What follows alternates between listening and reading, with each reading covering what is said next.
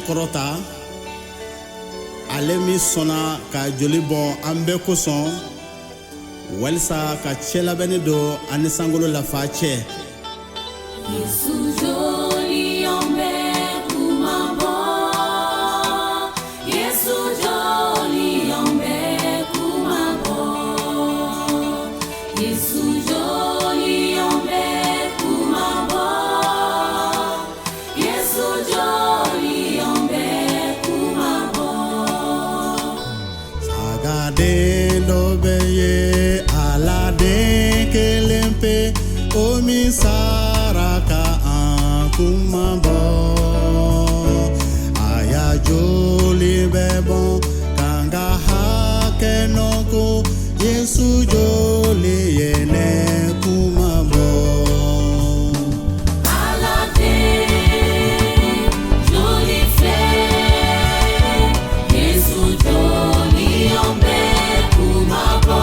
Hallelujah, omeni betida katanu sison. Yesu joli yombe kumabo. Era babenela okandu subefa ne ya soro ne matigi fe aye hake obeba obe ya falema Yesu jole yene kumabo. Alade joli fe, Yesu joli yombe kumabo. Hallelujah, omeni betida katanu sison.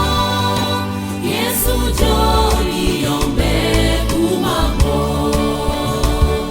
Eme babenela ne kabara bela ne te fue que ne matiko